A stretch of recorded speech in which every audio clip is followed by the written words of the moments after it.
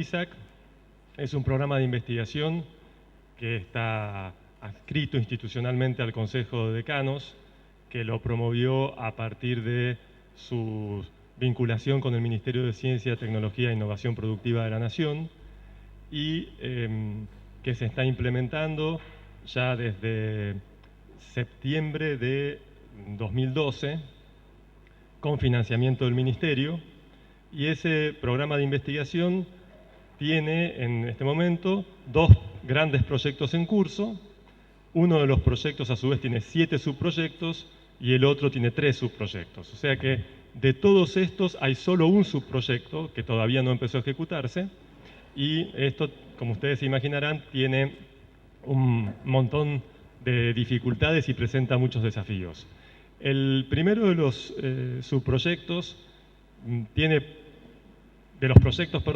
por objetivo analizar críticamente la producción de las ciencias sociales, la producción reciente de las ciencias sociales, en torno de una serie de núcleos temáticos que fueron definidos por consenso por investigadoras e investigadores de todo el país de las distintas disciplinas sociales. Fue un trabajo muy arduo porque hubo que alcanzar un consenso en torno de cuáles serían los grandes núcleos temáticos que abordaron las ciencias sociales desde la recuperación democrática. Y sobre estos temas, durante todo el año pasado, se hizo una exploración muy exhaustiva de los debates, los conceptos principales, las producciones, los resultados y demás. Y estos subproyectos, estos 6 subproyectos, ¿no?, uno por cada núcleo temático, les recuerdo que son estructura social, condiciones de vida, Estado, gobierno y administración pública, ciudadanía, movilización y conflictos sociales, diversidad sociocultural y prácticas y consumos culturales. Para cada uno de estos temas ya estamos en la fase de elaboración de los libros que son el producto final de estos proyectos. Cada proyecto tiene como producto final un libro que, desde nuestro punto de vista, van a impactar muy positivamente en la formación universitaria de grado y posgrado, porque sistematizan, ¿no?, y visibilizan una enorme cantidad de producciones científicas dispersas en torno a estos temas. Y este proyecto tiene un 7º subproyecto que está relacionado con lo que voy a presentar a continuación, que implica un análisis crítico de la producción de las ciencias sociales, pero no en torno de temas específicos, sino volviendo la mirada sobre nuestra propia práctica, nuestras instituciones. Es decir, es un estudio sobre la situación del sistema de ciencias sociales de la Argentina. Y el segundo de los grandes proyectos es el proyecto de las encuestas nacionales de heterogeneidad social, que son 3, y estamos a punto de iniciar el trabajo de campo de la primera de las encuestas. Ya está resueltas todas las dificultades que tuvimos en el diseño de los instrumentos. Por un lado, un cuestionario que llevó casi un año de trabajo, que fue sometido a prueba piloto, tanto por modalidad de administración domiciliaria como telefónica, que fue también sometido a la revisión de muy reconocidos expertos en los temas que aborda esa encuesta, que son los de estructura social y condiciones de vida. Y hemos hecho, a fines del año pasado, una selección de encuestadores. Los encuestadores son fundamentalmente alumnos de grado de Ciencias Sociales de las facultades del Consejo. Se presentaron aproximadamente 1.400, 1.500 de todo el país, y fueron seleccionados, aunque no se comunicó todavía el resultado de esta convocatoria, fueron seleccionados alrededor de 500 de más de 30 facultades que decidieron participar y presentarse. Yo quería hacer especialmente este último comentario porque tenemos previsto para el fines del mes de abril, principios del mes de mayo, las capacitaciones regionales y el inicio del trabajo de campo. Y esto es para nosotros un desafío enorme porque es una muestra de 12.000 hogares en todas las provincias del país y en la Ciudad Autónoma de Buenos Aires. Y en los hogares, como hay un cuestionario de hogar y otro de individuos, esto supone relevamiento de información sobre muchísimas personas. La muestra tiene un diseño tal que permite hacer generalizaciones a nivel regional y comparaciones interregionales, pero a su vez tiene una particularidad, y es que permite también hacer generalizaciones específicas para los más importantes aglomerados urbanos que desde el punto de vista social suelen presentar problemáticas particulares. En este caso nosotros separamos Ciudad de Buenos Aires de Gran Buenos Aires, entonces estos aglomerados son Ciudad de Buenos Aires, Gran Córdoba, Gran Rosario, Gran Tucumán y Gran Mendoza. Es decir, que aparte de lo que estaba previsto inicialmente, que era la comparación interregional, le hemos agregado esto, que no lo habíamos imaginado inicialmente, pero que nos pareció muy relevante, que es la posibilidad también de tener datos actualizados de los principales aglomerados urbanos.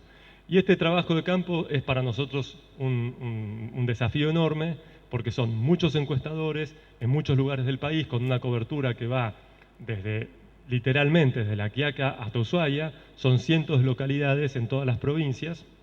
Hay algunas particularidades, sobre todo en los sectores urbanos que viven en propiedad horizontal. Eso tiene desafíos muy especiales para el trabajo de campo y al menos en la Ciudad de Buenos Aires, para algunos radios censales, se tomó la decisión a partir de los resultados de la prueba piloto de hacer la administración telefónica. La administración telefónica para esos sectores sociales fue muy exitosa y la administración cara a cara había tenido una tasa de rechazo prácticamente del 100%. O sea, era imposible aún para encuestadores profesionales acceder a esos domicilios. Y la segunda de las encuestas está en fase de diseño, ya está trabajando desde principios de este año un equipo coordinado por el doctor Kessler e integrados por la doctora Mariana Luzzi, Alejandra Otamendi, Silvia Mario y con el asesoramiento científico de Jorge Bujosevich. Y ese equipo ya está empezando a preparar los instrumentos. Esta encuesta tiene un atractivo particular, que es que hemos sido invitados, convocados para tener reuniones de trabajo con colegas brasileros que forman parte de una red de investigación de los países BRIC, y ellos están justamente iniciando una investigación cuantitativa estructural que tiene muchos puntos en común con la segunda encuesta que estamos pensando y que permitiría incorporar datos argentinos a la comparación de Brasil, India, China y Rusia. Entonces esto es una novedad también que no estaba prevista.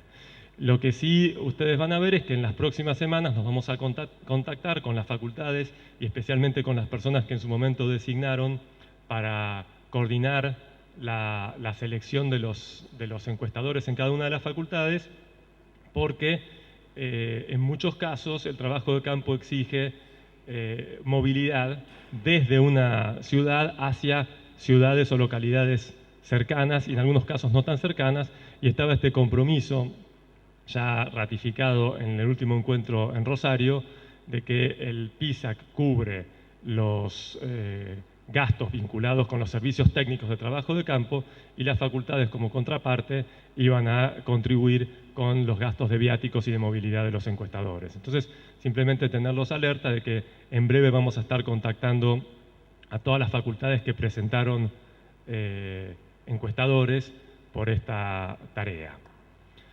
Bueno, yendo ya más a los temas de la presentación, quería en primer lugar contextualizarla, ¿no? Le hemos pensado por título Las ciencias sociales en Argentina, asimetrías regionales e institucionales.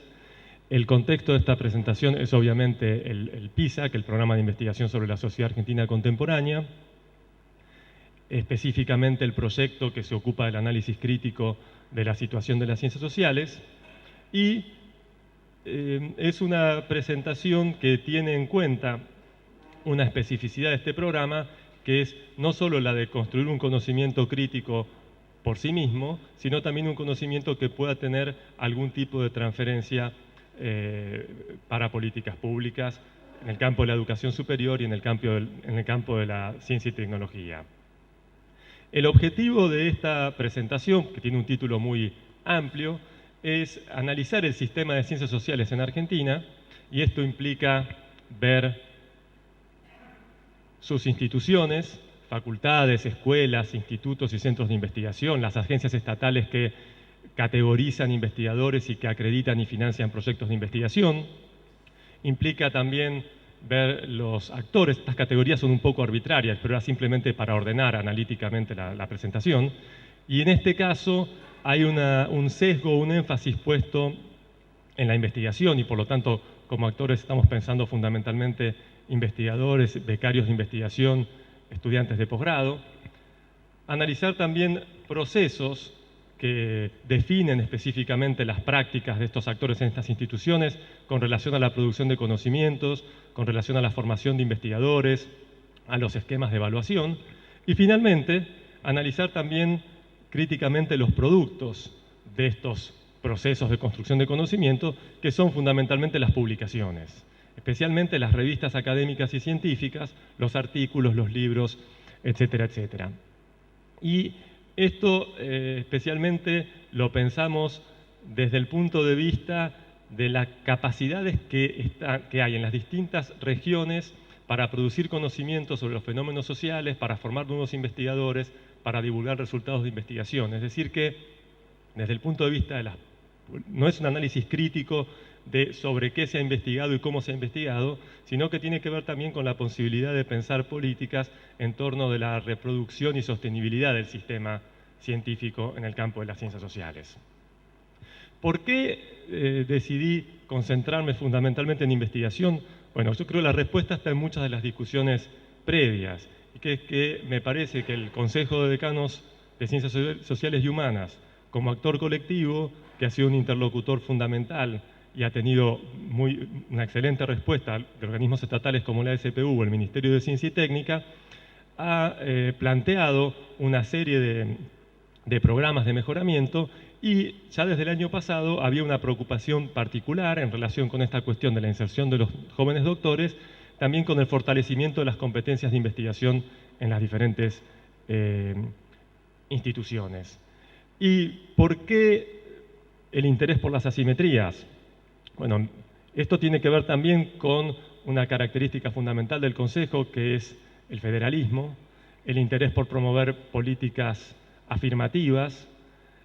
En segundo lugar, porque el programa PISA, como ustedes saben, tiene como leitmotiv el estudio de las heterogeneidades, de las múltiples heterogeneidades, y estas heterogeneidades también hay que reconocerlas en el ámbito del sistema universitario, del sistema científico, y el estudio de los aspectos relacionados con la heterogeneidad es una dimensión transversal, ¿no?, de todos los proyectos y subproyectos del PISAC, y también porque partimos del supuesto de que las instituciones públicas que se financian con fondos públicos tienen que garantizar condiciones relativamente equivalentes a todos los habitantes en términos, en este caso, de la posibilidad de desarrollar una carrera académica o científica en el campo de las ciencias sociales, y que esta, por llamarlo de alguna manera, inclusión con equidad en el sistema de las ciencias sociales puede requerir, a partir del análisis de las asimetrías regionales e institucionales, políticas de acción afirmativa.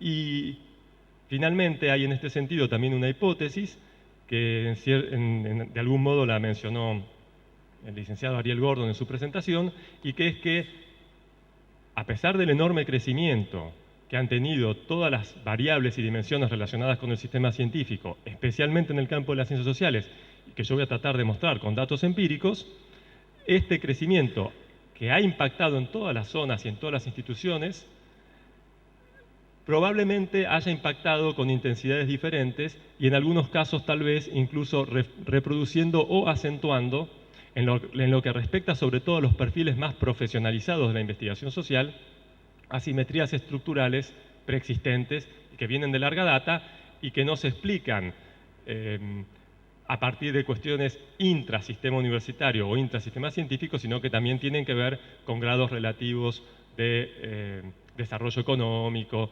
etcétera, etcétera. Concentración poblacional, concentración de recursos de todo tipo, etcétera.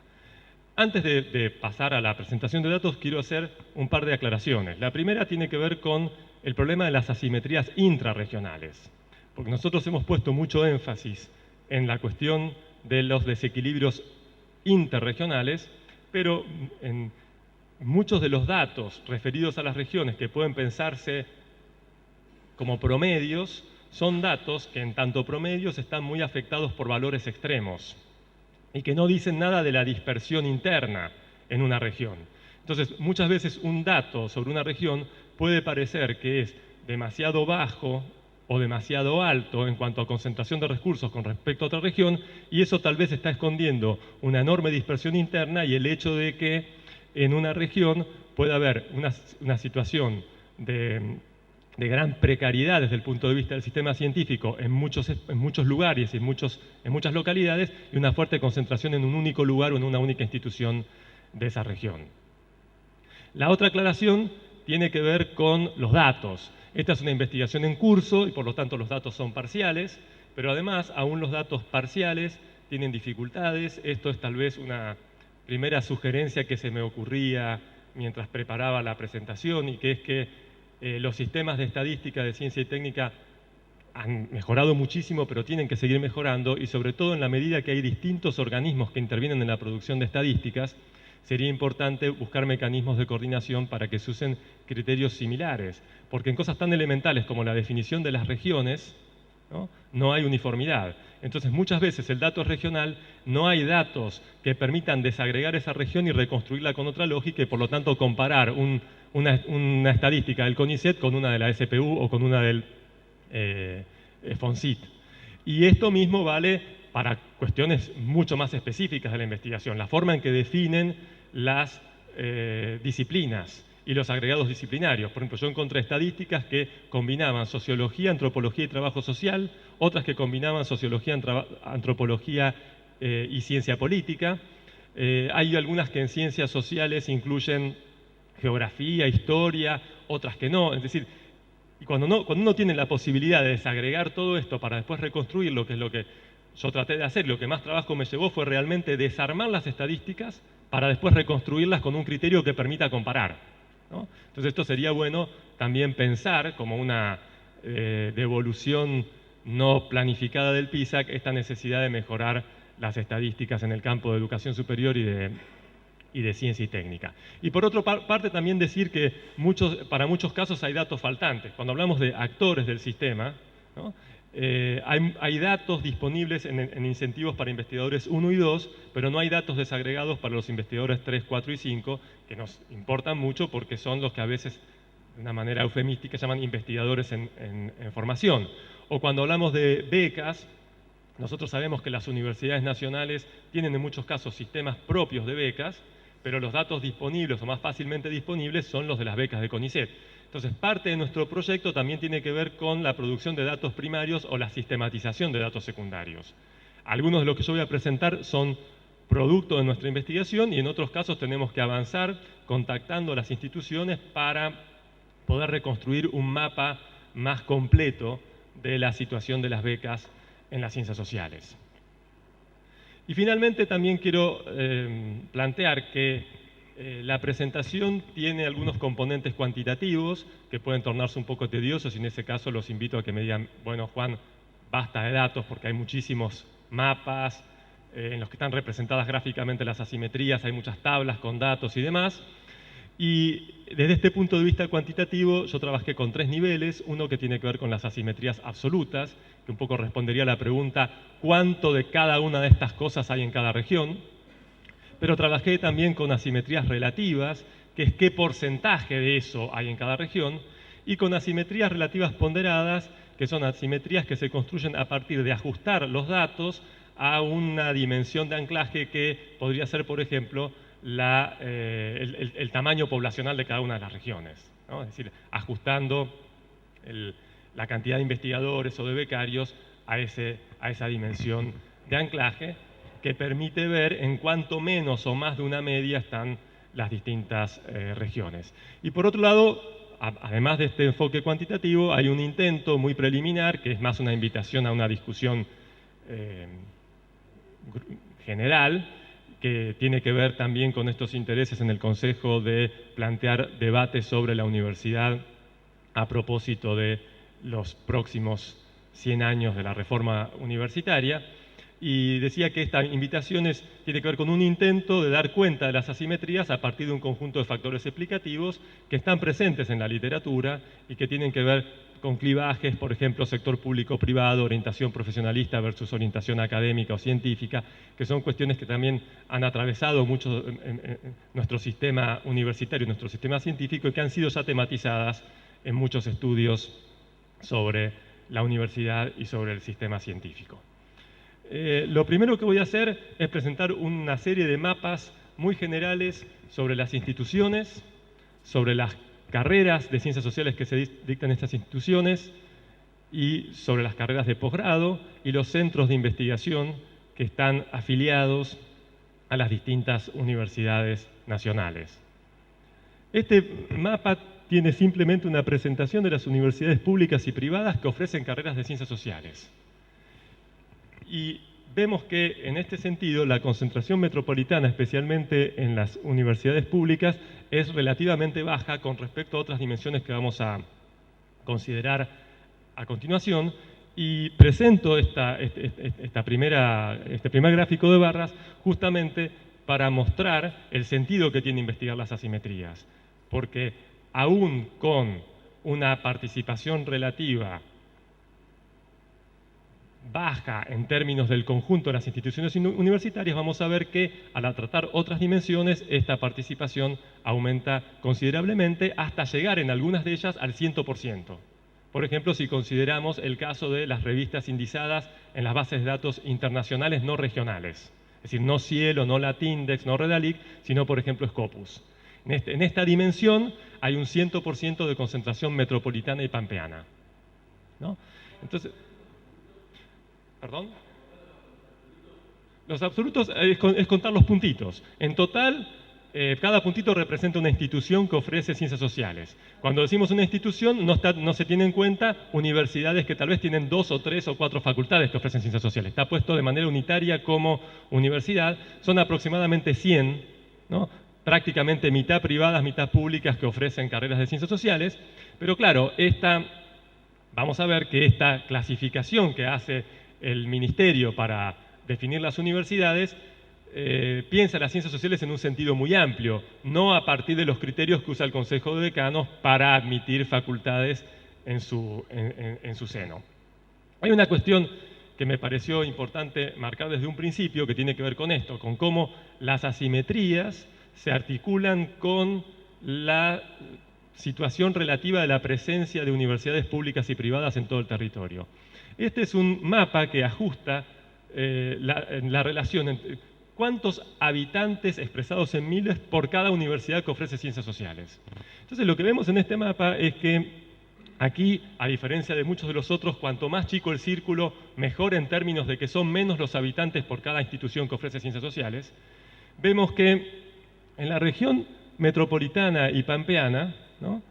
La relación entre habitantes e instituciones que ofrecen carreras de ciencias sociales es la más desfavorable, por decirlo de alguna manera, y creo que esto también en muchos sentidos justifica o puede haber sido uno de los justificativos de la creación de universidades públicas en el Gran Buenos Aires, ¿no? Porque la relación entre habitantes o miles de habitantes por institución era en este sentido la más desfavorable. Pero esto se compensa y obviamente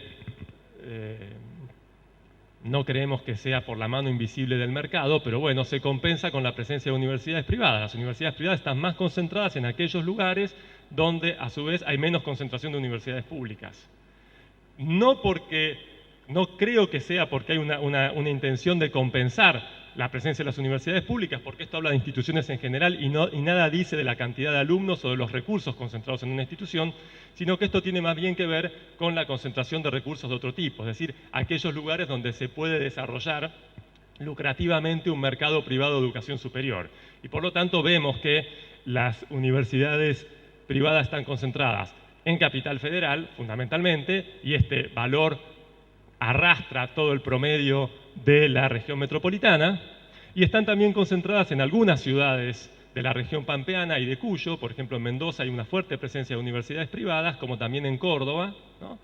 Y que no se refleja tanto en los valores generales porque queda diluido por el efecto compensatorio de otras provincias de la misma región u otras localidades que no tienen tanta presencia privada. Ahora, el resultado de esto es que combinando todo el sistema público y privado, tal vez para sorpresa, casualidad o no, la relación entre habitantes con instituciones que ofrecen ciencias sociales es prácticamente igual en todo el territorio y oscila más o menos entre los 320, 350.000 y 550.000 habitantes por cada institución que ofrece este tipo de carreras. Ahora, como decíamos, esta es una estadística que se construye a partir de una idea amplia de ciencias sociales. Acá está incluido Derecho, la carrera de contador público, la carrera de administración de empresas, además de aquellas que convocan a este colectivo de facultades. Entonces, yo preparé esta otra filmina que tiene datos sobre las carreras que nos involucran con el agregado de antropología social y cultural, porque es claramente una carrera que está muy vinculada al campo de las ciencias sociales, y lo que vemos es que en las distintas regiones, por ejemplo, sumando todas las ofertas de carreras de sociología en universidades públicas en todo el país, llegamos solo a 11, 15 de ciencia política, 29 de trabajo social, 24 de comunicación, 10 de antropología social y o cultural. Y vemos también en este gráfico la presencia de las universidades privadas.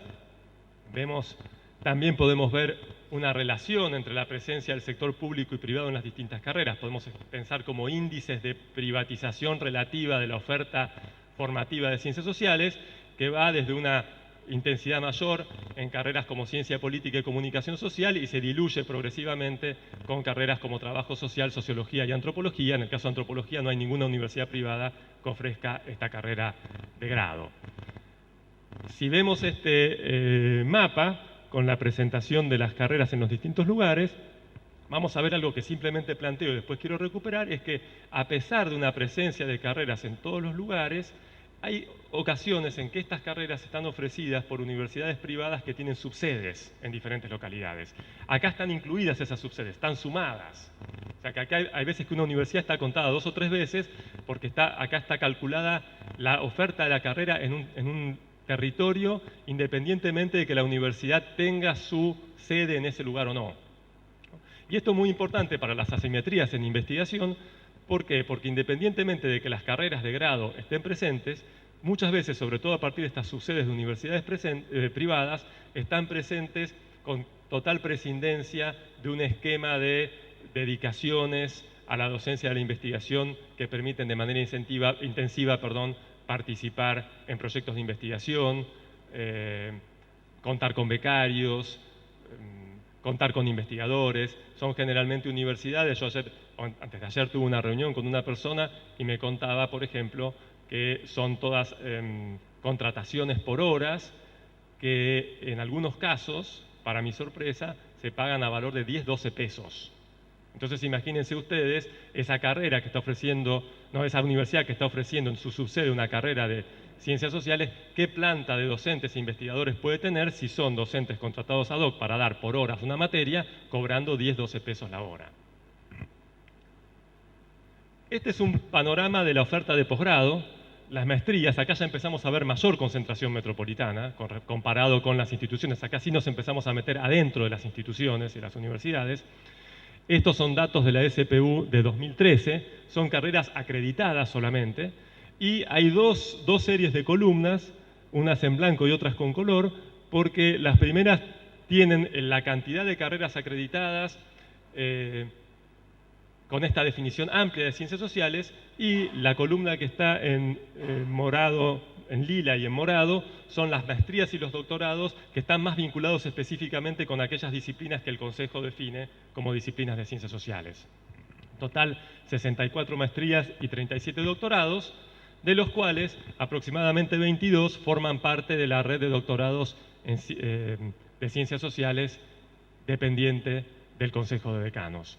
Y un dato que me pareció muy importante, que tiene que ver con la participación de las ciencias sociales en el conjunto de los estudiantes de posgrado. Estos son datos de la SPU de 2011, y acá lo que vemos es que del total de los estudiantes de doctorados de todas las disciplinas del país, casi el 50% son de ciencias sociales y humanas en el sentido amplio. Esta estadística no está desagregada porque no lo permitía. acá cuando decimos ciencias sociales y humanas estamos sumando historia, filosofía, letras, etc. Pero teniendo en cuenta esta definición inclusiva de ciencias sociales y humanas, vemos que cerca del 50% de los estudiantes de doctorado actuales en Argentina son de estas áreas. Y también vemos la importancia de las instituciones públicas en la formación de doctores, ¿no? que en este caso llega a casi el 73%. Es decir, el 73% de los estudiantes de doctorado están en doctorados de universidades públicas. Y finalmente, para esta primera presentación del panorama institucional, este sí es un dato PISA, que esto se elaboró artesanalmente, visitando institución por institución, región por región. Tenemos en este momento en la Argentina 285 institutos y centros de investigación social, que obviamente presentan situaciones muy heterogéneas. Acá están incluidos los institutos de CONICET, los institutos de doble dependencia, CONICET Universidad, institutos o centros de universidades públicas, de universidades privadas, vinculados a ONGs, vinculados a sindicatos. Incluye todo el abanico posible de centros e institutos de investigación social con su distribución territorial. A partir de acá me quiero concentrar ya un poco más entonces en las otras dimensiones que voy a ir recorriendo en el sentido de las agujas del reloj, es decir, pasando a actores, procesos, productos, y empezar a presentar algunos datos sobre las asimetrías en términos de investigadores, recursos humanos, becarios y procesos, proyectos de investigación, líneas de investigación en curso.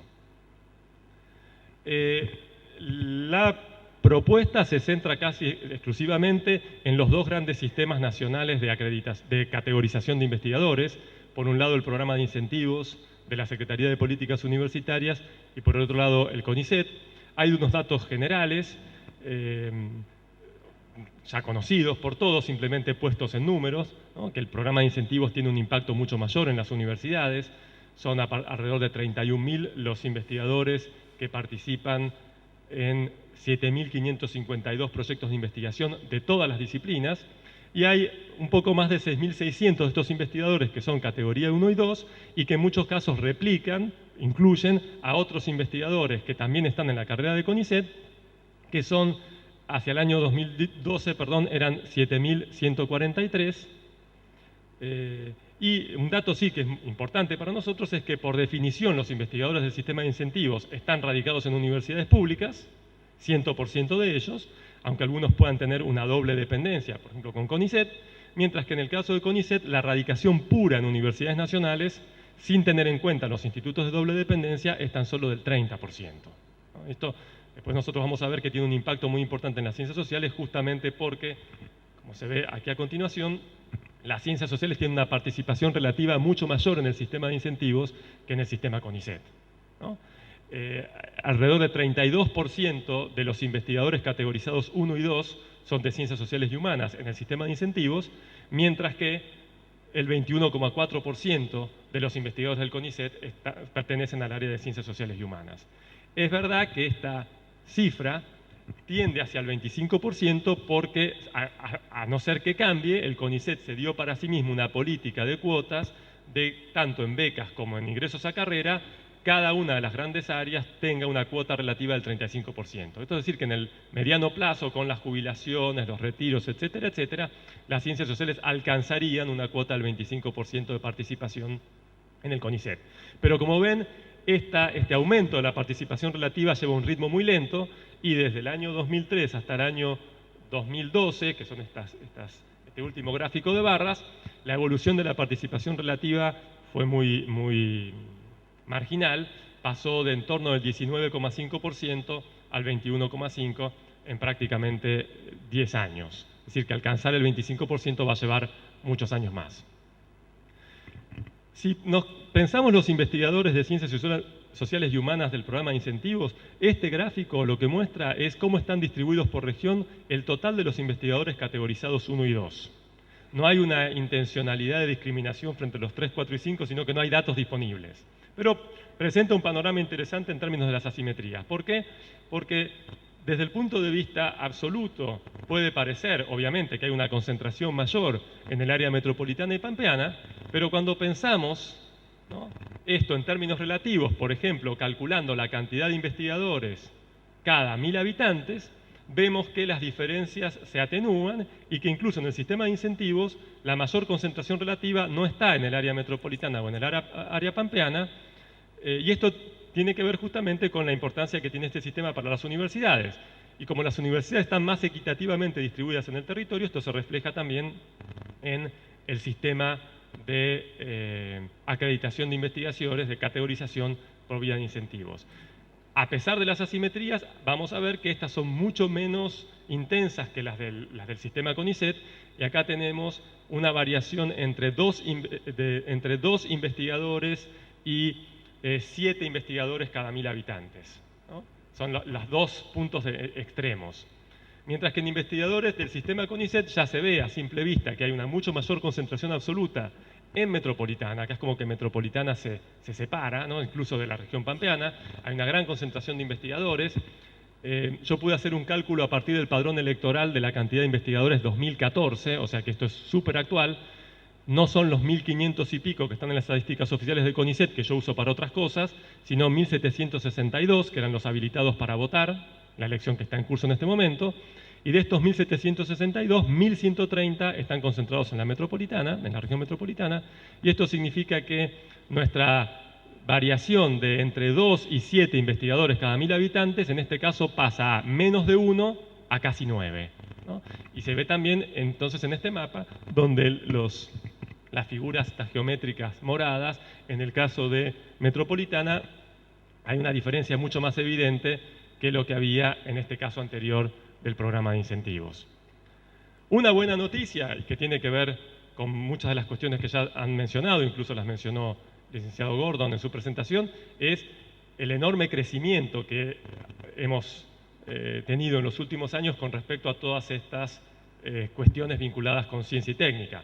Fíjense que la planta de investigadores de CONICET en el área de ciencias sociales y humanas creció en un poco más de 10 años, entre 2003 y 2014, casi 150%, y que en las distintas categorizaciones de incentivos para las categorías 1 y 2, la última de la que tenemos datos, implica con respecto a las anteriores un aumento de 171,7%. Es decir, que las plantas de investigadores, ya sea CONICET o del sistema de incentivos, ha tenido un incremento enorme, y este incremento ha sido mayor en términos relativos en el sistema de incentivos y se ha distribuido de distinta manera en las distintas regiones. Vemos, y esto es en principio una buena noticia, que los incrementos relativos han sido mayores en regiones como para el CONICET Patagonia, Pampeana, Mesopotamia y Noreste, y en el caso de incentivos para Patagonia, Mesopotamia y Noreste, y recién en tercer lugar aparece la región metropolitana. Pero acá hay una cuestión que tiene mucha importancia para esta discusión sobre las asimetrías absolutas y las asimetrías relativas, mejor dicho, los datos absolutos y los datos relativos, y que es que a pesar de un incremento mayor en términos porcentuales, este incremento está muchas veces afectado por el hecho de que se parte de valores absolutos muy chicos. Es decir, yo tengo un investigador y de un año a otro paso a 2 investigadores, dupliqué mi planta de investigadores. Entonces, esto hay que verlo también con otros datos que yo acá quiero presentar. Esto se ha trabado. Bueno, está fallando la tecnología. Me parece que vamos a tener que reiniciar la computadora. Los datos que quería presentar mientras vemos si esto se soluciona.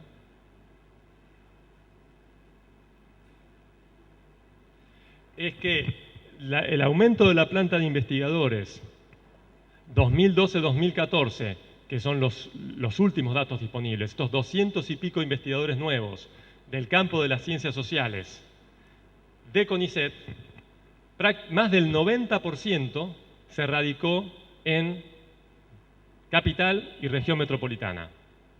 Es decir que, sí, en términos porcentuales, el crecimiento fue mayor en otras regiones, pero si uno mira el conjunto de investigadores, sigue habiendo una radicación mucho más sustancial de los investigadores en aquellos lugares donde ya hay más investigadores. Hay algunos datos. ¿Funciona ya? Está trabada, no pasa las creo que por ahí hay que reiniciar todo, ¿no?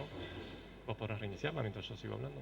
Bueno, entonces estos datos, hay otras filminas que quería presentar que tienen que ver con cuestiones que me parecen importantes para las universidades públicas y para el sistema científico en general. Una tiene que ver con la distribución de los investigadores en las distintas categorías. Y la verdad es que cuando empezó este proceso de maximización de las inversiones en el sistema científico y tecnológico, la planta de investigadores CONICET, que es el sector más profesionalizado de la investigación, en el campo de las ciencias sociales estaba fuertemente envejecida. Era una planta muy envejecida que se reflejaba en las categorías. Las categorías de investigador asistente y adjunto, que son las iniciales en la carrera, ¿no?, estaban muy descompensadas con respecto a las categorías de investigador independiente y principal. Ahí está.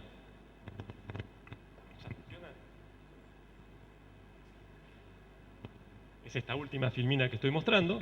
Y lo que sí me parece importante destacar es que los ingresos a carrera de los últimos años permitieron rejuvenecer la planta de investigadores, y esto muestra en la línea más clara de las barras horizontales cómo creció significativamente la categoría de investigadores asistentes e investigadores adjuntos. Yo creo que esto es algo sobre lo cual el CONICET tenía plena conciencia, y muchas de las políticas se definieron justamente apuntando a rejuvenecer la planta de investigadores.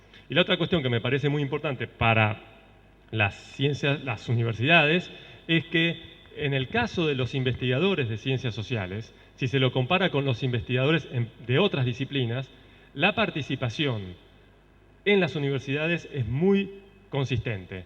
Más del 50% de los investigadores de CONICET tienen lugar de trabajo en universidades públicas. Y no estoy contando acá los que trabajan en institutos de doble dependencia, que el CONICET los separa y los incluye en la categoría red institucional propia, ¿no? Y esto deja dos conclusiones preliminares. La primera es la importancia que tiene con respecto a otras disciplinas el sistema universitario para la radicación de los investigadores de CONICET. Y por otra parte, la debilidad de la red institucional de CONICET en el campo de ciencias sociales, a pesar de que en los últimos años se han creado muchísimas unidades ejecutoras de doble dependencia. A pesar de esto, en aquellos lugares donde los CCT tienen más concentración de centros e institutos de investigación, puede haber tranquilamente 5, 10, 15, 20 institutos vinculados con ciencias exactas y naturales contra uno de ciencias sociales. Y en muchísimos lugares, en muchísimos CCT o centros de transferencia, no hay ninguno de ciencias sociales, a pesar de que nosotros sabemos, y esto nos lo han comentado las autoridades de CONICET, que hay una política muy activa para tratar de crear al menos un centro de doble dependencia en cada región o en cada institución pública. Tenemos también algunos datos con respecto a los becarios. Estos son los datos más parciales porque no tienen en cuenta ni las becas FONCIT, ni las becas que otorgan las mismas universidades. Se basa exclusivamente en el sistema de becas CONICET, y acá lo que vemos es una, de nuevo, muy fuerte concentración en capital y pampeana. Acá sucede una de las cosas que yo había dicho con respecto a las categorías territoriales. No se trabaja con la categoría metropolitana, sino capital y pampeana, es decir, que todos los becarios que están radicados en Gran Buenos Aires y en La Plata, ¿no?, pasan a la categoría pampeana y no a la de área metropolitana de Buenos Aires en sentido amplio. A pesar de esto, vemos la enorme concentración, o sea, ¿no?, la enorme concentración que hay de becarios en Capital Federal. Esta concentración, si se considerara la región metropolitana, se atenuaría, ¿no?, porque el Gran Buenos Aires de ninguna manera tiene la misma cantidad de becarios radicados en sus universidades de los que tienen las instituciones de la capital. Y lo que vemos, recuerden que en los investigadores la variación en la relación investigadores cada 1000 habitantes iba entre más o menos 1 y 9, acá fíjense que va más o menos entre 1 y cerca de 40. Es decir, que la capital federal hay casi 40 becarios de CONICET cada 1000 habitantes, contra el caso de la región noreste en la que estamos, en la que hay poco más de 1 cada 1000 habitantes. También tenemos en este caso una muy buena noticia, que es esta planta de becarios ha incrementado sustantivamente, mucho más que la de investigadores, lo que plantea uno de los problemas que ya estamos experimentando y que tiene que ver con muchas de las cuestiones que se hablaron con anterioridad, que es el destino de esos futuros investigadores, de esos futuros doctores. Porque fíjense que la planta de becarios del CONICET para ciencias sociales creció en poco menos de 10 años un 784%.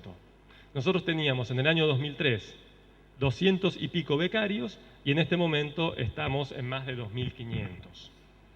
Y estos becarios también han tenido un incremento relativo diferente en términos porcentuales por regiones. La buena noticia, tal vez para el lugar en el que estamos nosotros presentes, es que el máximo crecimiento lo ha tenido la región Mesopotamia y NEA, noreste argentino.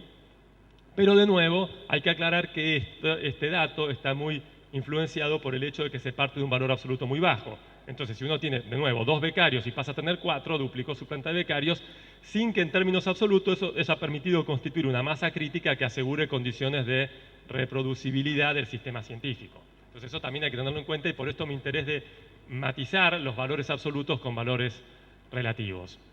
Y en este caso sí vemos un incremento muy sustancial de la participación relativa de los becarios de sociales en el CONICET, que desde 2003 a 2012 pasó de aproximadamente 20% a alrededor del 30%.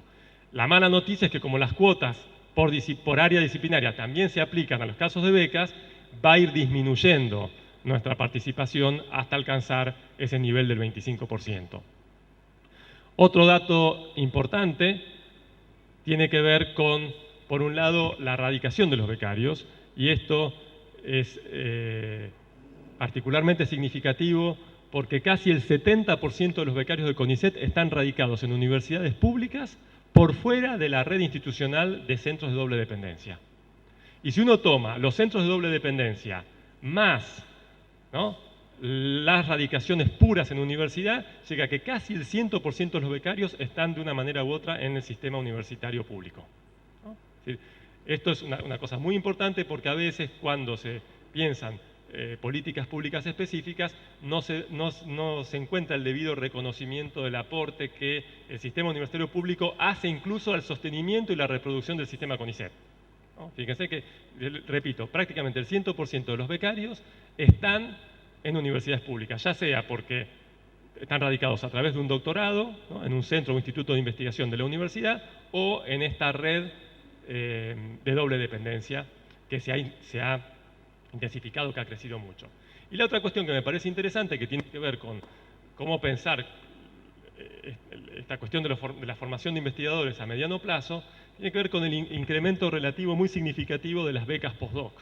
Es decir, un cierto amesetamiento de las becas tipo 1, que acá no se puede determinar porque están unidas con las becas tipo 2, y las becas postdoc obviamente es una respuesta necesaria a esta dificultad de inserción de los doctores. Las becas postdoc, ¿no?, entonces, actúan como becas también de transición, pero evidentemente esto en el largo plazo tiene un límite y el problema de la inserción de los doctores persiste y es algo que nos preocupa y que demanda mucha atención. Siguiendo con nuestro esquema en sentidos de aguja de reloj, voy a empezar a presentar algunos datos sobre los procesos que se dan en torno a la investigación en las universidades. Acá hay un esquema que muestra la participación relativa de las ciencias sociales en los proyectos de investigación acreditados de los 3 grandes sistemas de financiación de proyectos, ¿no? Por un lado, el FONCIT, que no es el único sistema de financiación, el único de la Agencia Nacional de Promoción Científica, pero sí el principal para nosotros, el programa de incentivos y el sistema CONICET. Y vemos de nuevo que se reproduce lo que ya habíamos mencionado, que es la importancia enorme que tiene para las universidades el sistema de incentivos, que por otra parte es el que tiene menor reconocimiento y menores recursos cuando los recursos se piensan por proyecto. Es decir, que nosotros pensamos los subsidios que obtienen los proyectos de investigación en los distintos esquemas, aún aquellas universidades que pagan subsidios automáticos a los proyectos acreditados más altos, lejos están de los subsidios de los PIP de CONICET o de los PICT del FONCIT. Vemos entonces que desde casi el 37% de participación relativa de los proyectos de ciencias sociales en el total del proyecto de incentivos, se cae al 13,7% en el caso del FONCIT, pasando por el 16,6% en el caso de CONICET, y estas estadísticas en muchos casos están construidas teniendo en cuenta ciencias sociales y humanas, no exclusivamente ciencias sociales.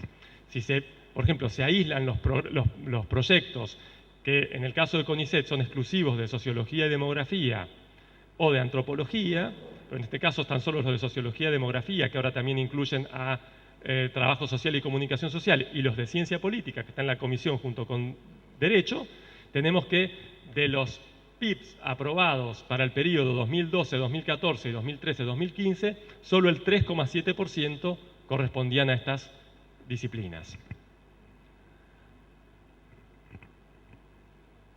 Acá de nuevo hay un problema con los datos, y que es que los datos completos del programa de incentivos más actualizados son de 2006, mientras que en el caso de FONSIT y CONICET son mucho más recientes. Pero bueno, más allá de esto da un panorama. Para el año 2006 había 2.311 proyectos de ciencias sociales y humanas acreditados en curso, de los cuales 1.680 eran de ciencias sociales en sentido amplio y cerca de 400, 376 eran de sociología, ciencia política y antropología, que son aquellas disciplinas que permite aislar, ¿no?, la base de datos del sistema de incentivos. Con datos más actuales, en el CONICET tenemos proyectos individuales, ¿no?, que son una exigencia de la carrera del investigador científico, más de 1.700, y estos proyectos suelen articularse con proyectos de incentivos o con proyectos propios, PIP, del CONICET, que eran para los periodos analizados 251, de los cuales específicos de sociología, ciencia política, trabajo social y comunicación social eran tan solo 56.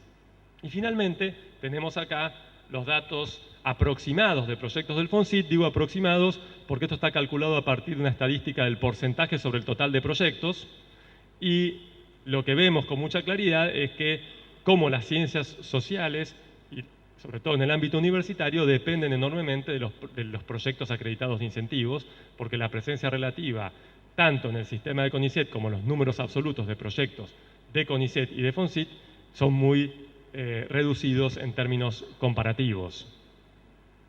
Acá vemos la distribución territorial de los proyectos de incentivos y vemos que, a pesar de lo que aparecen como asimetrías absolutas, cuando veamos las asimetrías relativas no son tan intensas, es decir, que hay una distribución bastante equitativa de los proyectos de incentivos en todo el sistema universitario nacional, pero en cambio, cuando vemos los del FONSIT, no tenemos datos para los del CONICET de distribución territorial, pero sí para los de FONSIT, vemos cómo este círculo en verde más oscuro está fuertemente concentrado en la región metropolitana.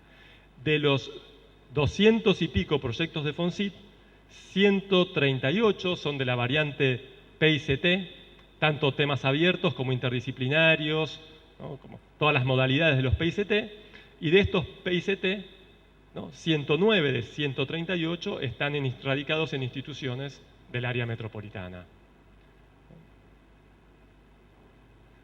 Y finalmente quiero presentar algunos datos que nos interesan mucho sobre los productos de la investigación de ciencias sociales en el sistema científico argentino. Quiero hacer una breve introducción que permite poner un poco más, en un contexto un poco más amplio, el problema de las publicaciones de las ciencias sociales. La primera cuestión tiene que ver con una justificación de la importancia de las revistas de ciencias sociales en los sistemas científicos nacionales, cosa que no necesariamente pasa en otras disciplinas. Y para esto elaboré una tabla que muestra en distintos idiomas cómo las revistas de ciencias sociales, en la primera columna es inglés, y lo que muestra es, estos son datos tomados de la base más amplia, que es la de Google Académico, que es mucho más amplia que la de Scopus o otros mecanismos que permiten construir estadísticas sobre publicaciones científicas periódicas. Y lo que vemos acá es que en portugués, en castellano, en francés y en italiano, a diferencia del inglés, cuando se ordenan las revistas en términos de impacto, las revistas nacionales están ordenadas jerárquicamente en términos de impacto, vemos que en todos estos idiomas hay una cantidad enorme de revistas entre las 10 primeras. La primera fila es cuántas revistas de ciencias sociales y humanas hay entre las 10 primeras del ranking en términos de impacto. Vemos que en portugués hay 7, en castellano 5, en francés 5, en italiano 8. En inglés, 0. ¿Cuántas hay entre las primeras 50? En inglés lo mismo, 0, mientras que 28 en portugués, 29 en castellano, 31 en francés, 40 en italiano. Esto muestra, ¿no?, sobre todo fíjense en el caso italiano, que es un idioma hablado en muy pocos lugares, la dependencia que tiene esa comunidad científica de las revistas propias en el campo de las ciencias sociales, y que se refleja también en, por ejemplo, el ranking que ocupa, ¿no?, la primera revista de ciencias sociales en términos de impacto específica, porque estas que estamos hablando son revistas de ciencias sociales en sentido genérico. Pero si pensamos, por ejemplo, no sé, revista brasilera de trabajo social o revista italiana de ciencia política. Bueno, fíjense que ocupan un lugar en el ranking entre el 8º y el puesto 55, mientras que en inglés no hay ninguna que entre en las que llega a ordenar el sistema. O sea, pasamos de las 100 y sigue sin aparecer una revista de ciencias sociales. Esto yo creo que da una pauta muy clara de la importancia que tienen en los sistemas científicos nacionales, en el campo de las ciencias sociales, las revistas propias.